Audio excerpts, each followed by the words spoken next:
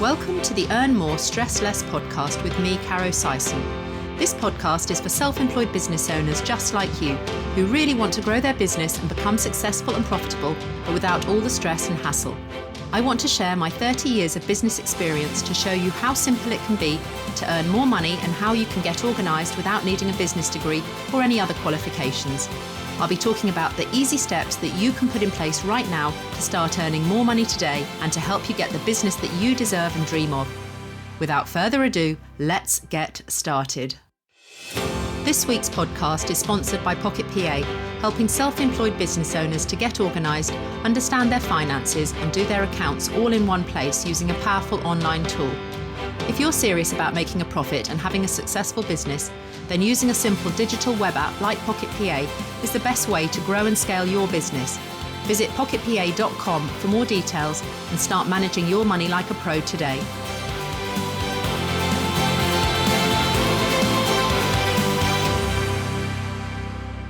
Hello and welcome to the Earn More, Stress Less podcast with me, Caro Sison. Thanks for joining me. This week, I'm talking with Nicola Rowley about her self-employed journey into running a PR agency. And I'm also looking forward to speaking with Nicola today to get some of her really valuable tips to help you get your own small business going with the right PR when you've got limited time, experience and budget. So Nicola, hello, welcome. How are you? Hello, thank you for having me. Yes, all good, thank you. So what I wanted to talk to you today was about PR. I think that scares the pants off a lot of people. PR, public relations, the media, people think about TV, radio, press, journalism, all those sorts of things. And they're not really sure if that's relevant to their business as a small business owner. It feels like that's something for other people, for big businesses, for people that have got staff. But if you're a self-employed business owner, how important is PR to you as a self-employed business owner? It's everything. If you are running your own business, you need to have a way that you can get more eyes on your business, be discovered more. And what PR enables you to do is to do that kind of tenfold, 100-fold, because you are able to reach a much bigger audience straight away. What you can do is you can secure a piece in the media, and I'll talk you through how to do that shortly.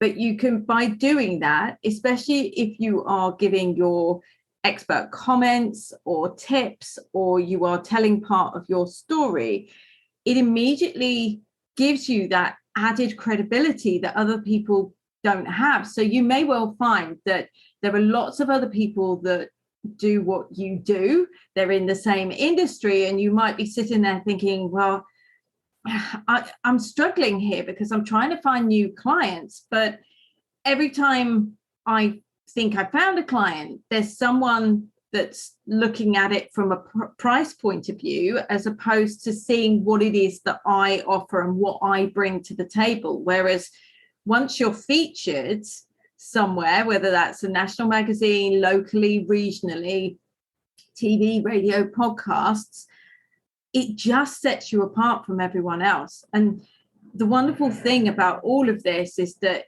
if you tell part of your story, that enables people to start resonating with you, having an emotional connection with you, because they understand where it is that you've come from and where you've been and your journey to get to where you are. And they also see you as the person that's going to solve the issue that they have or the problem that they have. And so by putting yourself out there and being more visible, what you're actually doing is, it's not about you, it's actually about other people and how you can help them.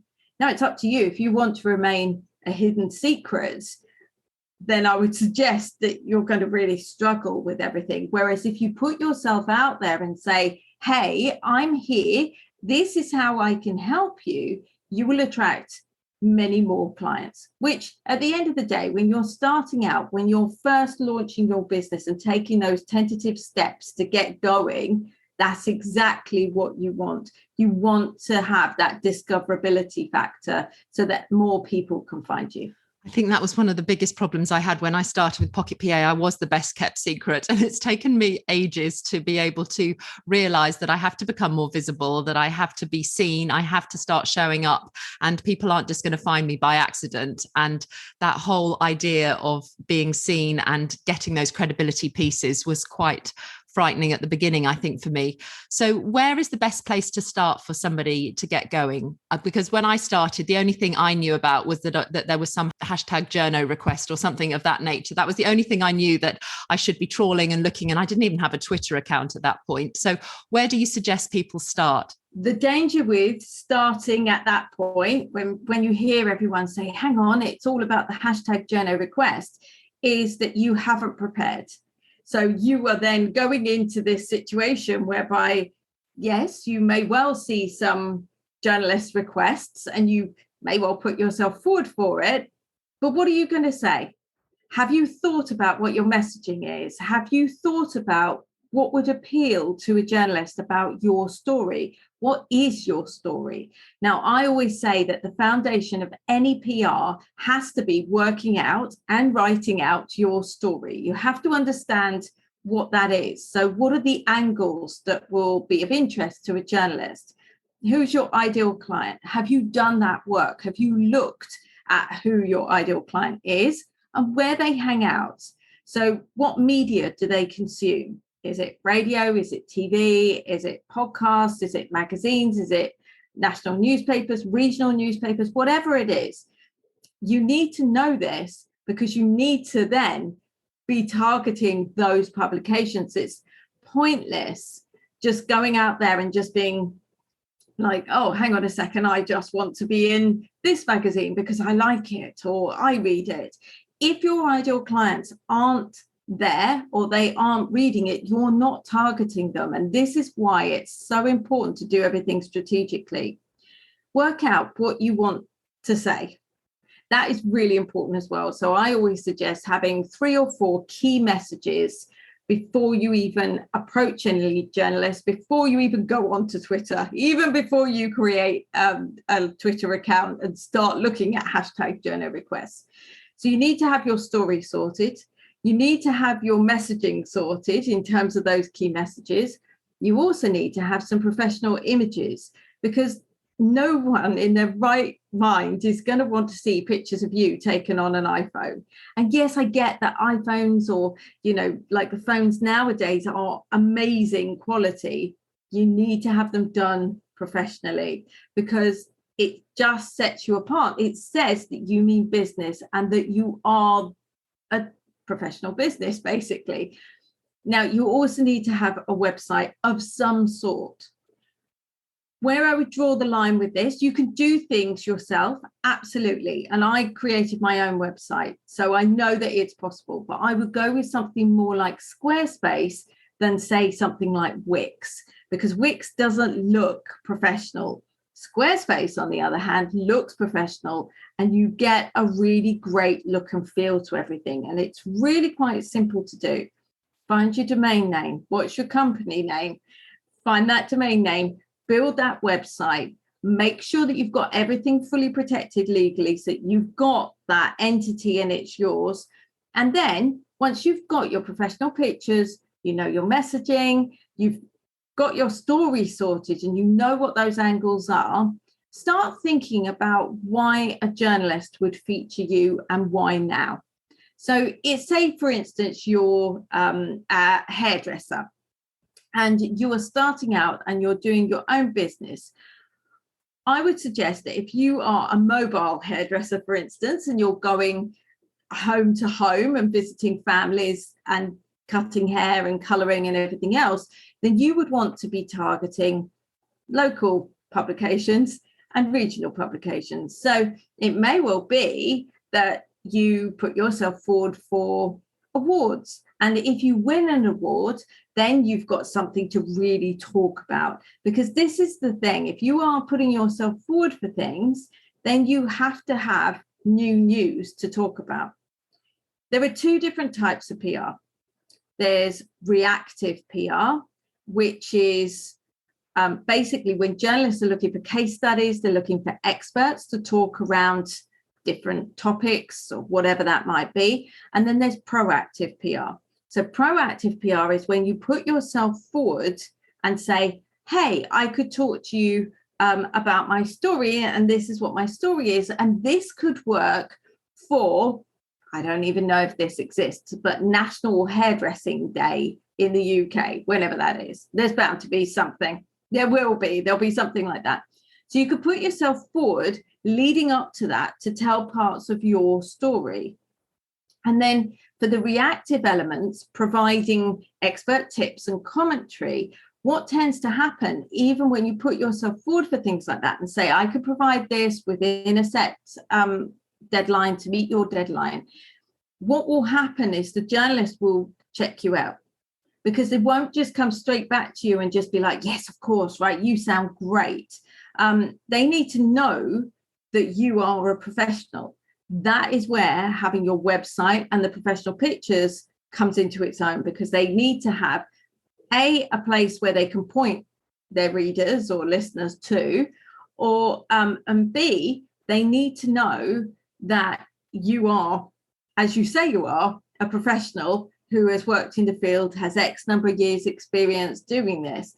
Now, sometimes that can feel a little bit difficult if you're just starting out, because hang on a second, I'm only just doing this. But if you're in the place or the space where you are starting your own business, hopefully you will have had some experience behind you to get to the point of where you are now.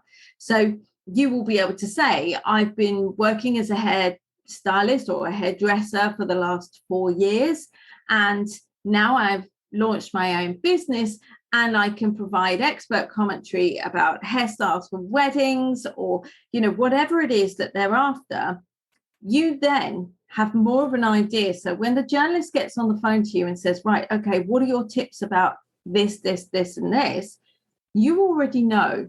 You've got your key messages. Those are some of the things that you need to weave into your answers, so that then you make sure you're getting the right outcome for you. And guess what ends up at the bottom of that piece? That's right, it's your website credit, because then people can then click from the piece where you've given those expert comments and everything else. They can click through onto your website, and that will drive traffic for you and discoverability, which is what you're after. So if any of our listeners only have an Instagram or a Facebook page, because a lot of people do business now just on Instagram and Facebook, would that be enough? Would they need to, if they really want to break into PR, even if it is just local, would that be enough for them to be able to get started, or do they really have to have a website these days? I think having a website, when it comes to looking at PR, it depends where you want to be. Like if you just want to be in the local paper, or you just want to be in kind of like the local glossy magazine, then maybe you can get away with it. I just always think that a website is your shop window. It's where people can find you. It's where you can talk about your deals that you've got on, the things that you can offer people. And I know that a lot of local businesses tend to work mouth to mouth, like, recommendation to recommendation, and that's how they grow. And that's great, but it depends where you want your business to be. If you want your business to be more than just where it is and staying local, then I'd suggest, you need a website. And it does work better. I mean, for national titles, anything like that, you would definitely need a website. Okay, so that's clear. And what about the days of a press release? Because when I got started, I got myself into a right old pickle, thinking I had to do this press release and I had to be sending it out to strategic people to let them know that my business was starting and launching. And I spent ages trying to put together this one pager, faffed around with all the copy and the imagery and what links I was going to put in. And I'm not even sure I ended up sending it. What's the view at the moment on press releases? Are they in? Do journalists just get so many that they just don't even bother looking at them? Or what are your thoughts around that, Nicola? Press releases are for new news. I think people kind of think, oh, right, okay, I need to write a press release because that's what you do in PR. Actually, no, it's not. So the best thing to do, the only time you will write a press release is if you have won an award, or you're launching a huge campaign, or you are doing something out of the ordinary. Perhaps you've written a book. Those are the times when you write a press release. You don't just write a press release because you want to say, I've launched my business, unless, of course, you've got something really unique or special. But perhaps you are setting out and you've got, I don't want to keep talking about hairdressers, but say you've got a beauty salon and you're launching that beauty salon and it's a bricks and mortar business and it's coming to the local town.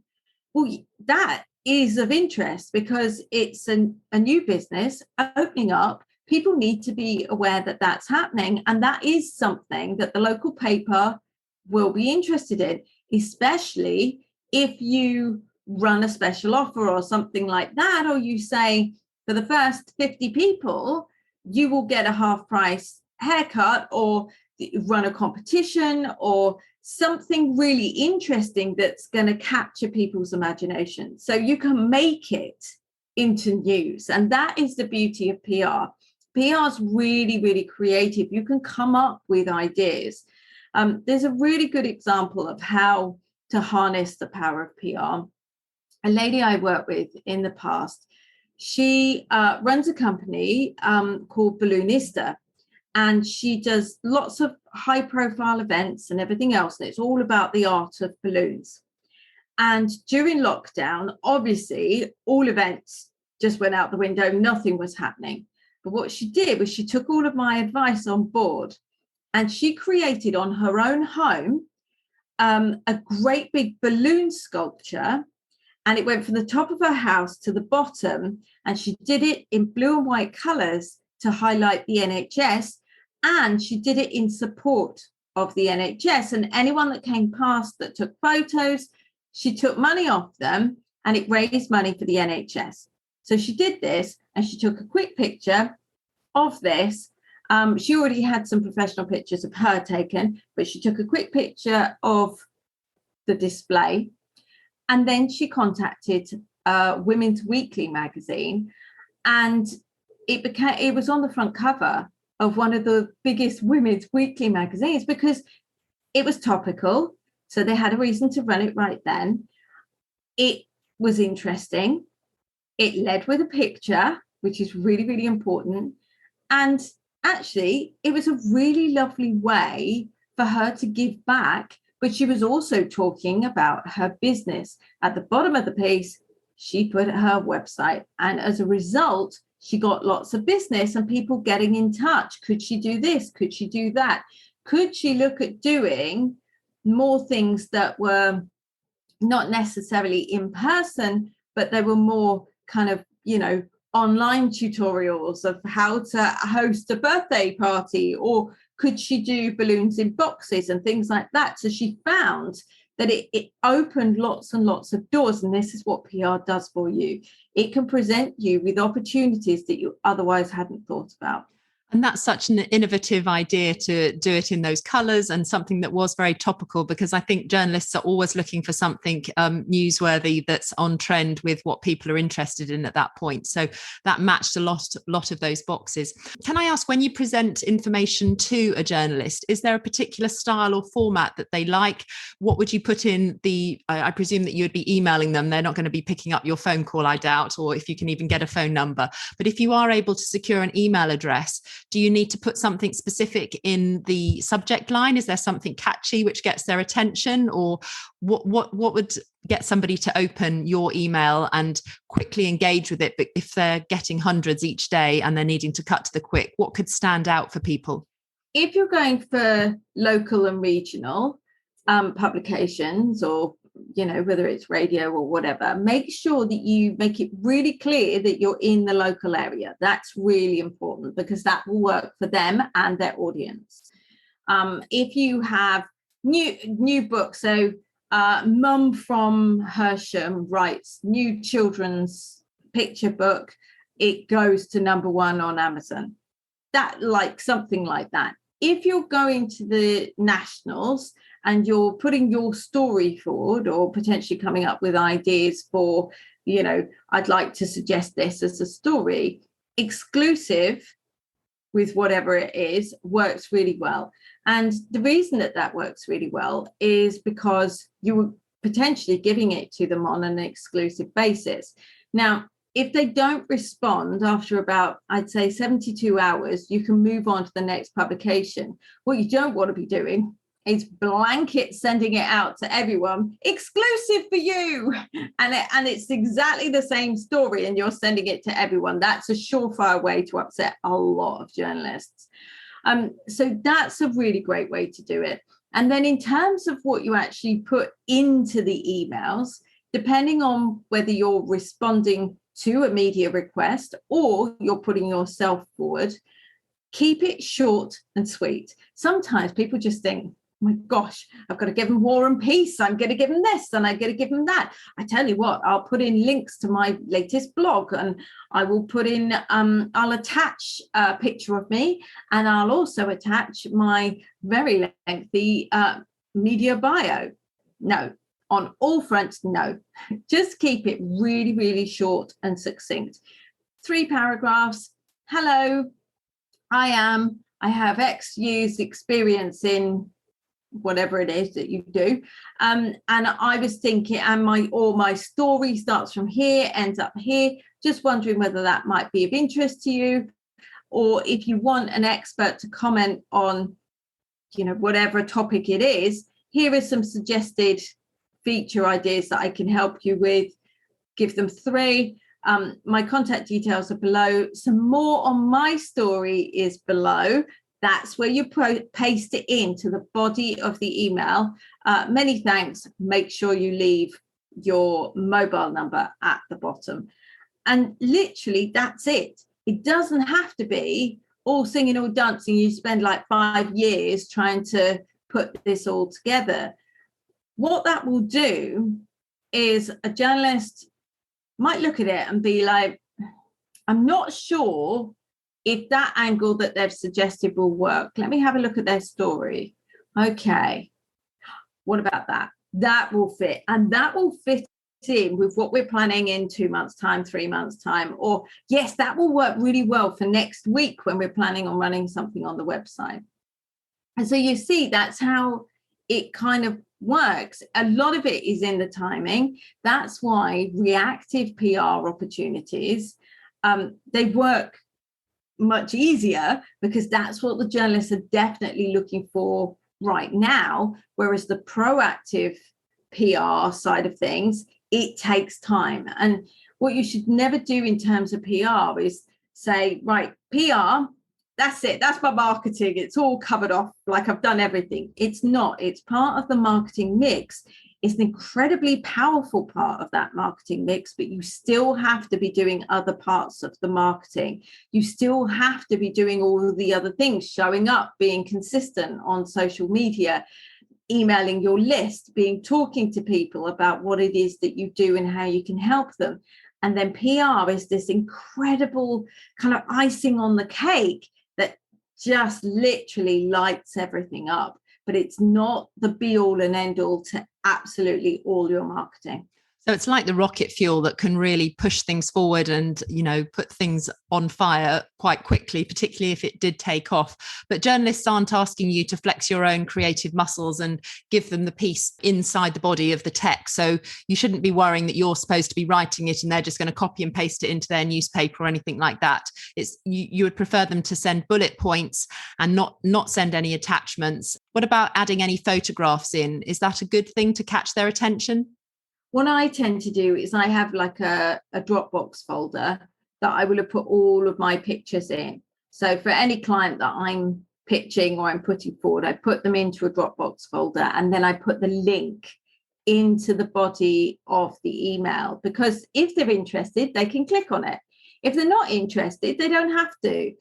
Don't clog up their inboxes with lots and lots of pictures. It's a massive, massive no-no. They will just delete it without even reading it. And that's a real shame, because you've probably spent a long time sitting there coming up with this, really putting yourself out there, and you're like, this is a really big deal. And then when you don't hear back, you sit there and go, well, PR doesn't work anyway, does it?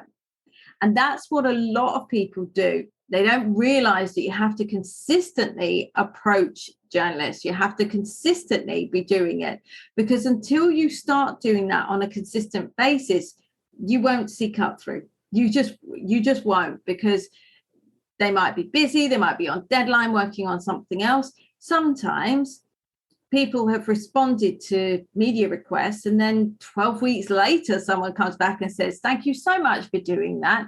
And then as a result, they end up with 3 pieces on the Express. Everyone works in a different way. You have to remember, equally, a lot of journalists, although they're kind of half back in the office, half working from home, they've still got the same things that you and I have to juggle. They've still got family commitments. They've still got health issues. They've still got all the other things that you and I have to do. So take that into consideration. If someone doesn't respond to you straight away, you can follow up once, but that is it. You cannot start harassing someone. And I've seen it where people have had amazing opportunities and they've got overexcited about it. And then they've come to me and they've gone, oh my gosh, I've done this. This is amazing. I was like, right, don't over-egg it. Oh, I think I might have done. I've already sent them 4 emails. And I'm like, that's it. You're gone. Like, they're not interested now, because they can see that you're probably going to be quite high maintenance and they won't want to work with you. And I know that it comes out of keenness, but don't do it. So what's the difference where you need to be a little bit persistent and resilient and know that perhaps if they haven't got back to you, but they're also very busy, and the fact that you need to continuously be mindful that you've got to keep putting yourself forward. So what's the difference between harassing them and being persistent to say, hey, I've got another great idea? Or do you need to change and switch up what you're sending them rather than just keep drilling in on the same point that you wanted them to pick up, but they haven't? So is it okay to perhaps email them a couple of times and then drop that one if they don't pick it up, and then think, right, well, I'm going to go with a new angle, and a couple of weeks later or a month later, you email them with a new idea or some other thing? Would that be acceptable? Yeah, that's absolutely fine. I think what happens is, if you are trying over and over and over again, then you're going to get put on a blacklist. So please don't do that. What I would say is send off an email. If you don't hear back, follow it up within 72 hours. Give them a chance to come back to you. Follow it up. If they still don't respond, just assume it's not going to work. So you then need to come up with a new angle. Have you read that publication? Have you listened to that podcast? Was there something on there recently that you could make your story? It might not be exactly the same angle, but there'll be a different angle coming at it from a similar perspective. And that way, you know that it's really topical for them, or it's something else. You can't just turn around and say, well, I saw that you did a feature about tending your roses, and now I want to provide you with a piece about tending your roses. Believe it or not, journalists get a lot of that. It's been and gone. You've missed the boat on that one. However, what you could say is, I've seen that you're a keen gardener, and you ran a piece in last month's publication about tending roses. I'd really like to talk to you about the impact that flower imports are having on the floristry industry at the moment. Is this something that might be of interest to you, either now or in future? If you need any gardening tips or advice, I'm also here and available to be able to help you with those. Now, you might not hear from that journalist straight away, but bearing in mind, if you've put your mobile number and a good way to contact you, it may well be that they put you into a folder. And then a couple of months later, you get a message saying, I'm actually looking for a gardening expert. Could you please help me now? And that's how it works. Now, from that, what you then want to start doing is start building on that relationship. So the way that you do that is you begin by being super, super, super professional. Go to them and say, yes, of course I can help you. Is there anything particular that you're after? And I'm sure they would have specified it. Ask how many words they're after. Ask what their deadline is. Meet the deadline. Meet the word count. put it all together, send it to them with any pictures that they request within the time frame they've set, and send it back with a note saying, if you ever need anything else from me, I'm more than happy to help. So being super helpful is just the way to go always with journalists. Tread carefully, don't harass them, and just make sure that you're meeting deadlines, because that's what they're working towards, and that will always put you in good favor. Yeah. And then basically say, this all happens and it comes to fruition and you end up with this great piece in the magazine, and you look at it and you go, oh, I'm like really excited. And you run around showing everyone. You talk about it on social media. You talk about it on your email list. You showcase what it was like. You talk about like the whole scenario of how you managed to do this, what it felt like. You could do like videos or vlogs or whatever it is. You've got to talk about it as much as possible. Don't forget, in between all of this, to go back to the journalists and just say, thank you so, so much. It's the bit that people forget. They always forget, but it's another chance for you to say, thank you so much for the lovely piece. It was absolutely amazing. You ever need me again, I am here, more than happy to help. Because the journalist will come back to you and be like, oh, it's an absolute pleasure. I'm sure I will be in touch. And funnily enough, they will. So saying thank you, that's a really key part. Well, that's a really nice way to end it, because I want to say thank you as well, Nicola. So thanks for coming and sharing so much with us today. And if our listeners would like to connect with you, where's the best place that they can find you? I'm over on Instagram at Nicola J Rowley PR. And if you are thinking about starting out in PR, but you don't know how ready you are with PR, I've got a free quiz, which is pr-quiz.com. And that will give you a PDF report that will show you how ready you are and what elements you might still need to get in place. Perfect. Well, I'm going to put a link to that in the show notes so people can click on that. So thank you for joining Nicola and I today. It's been great to have you with us. I'm sure you've learned a load of things. I think I've definitely brushed up on my PR knowledge. Be sure to check out the show notes so that you can reach out to Nicola, and have a wonderful day, whatever it is you are up to. Thanks for listening to the Earn More, Stress Less podcast with me, Caro Syson. If you've enjoyed this week's episode, then do hit subscribe so we can catch up again soon. And please kindly leave a review if you've got a moment, and share with anyone else that you think this podcast could help on their self-employed journey. If you're ready to make bigger breakthroughs in your business life and want to get way more organised and understand your finances the really simple way, then start your very own 14-day free trial today using the super powerful software tool Pocket PA that I made for my own son and daughter. Go to pocketpa.com/podcast and let's get you on the way to earning more money and stressing much less. Have a great week, whatever you're doing.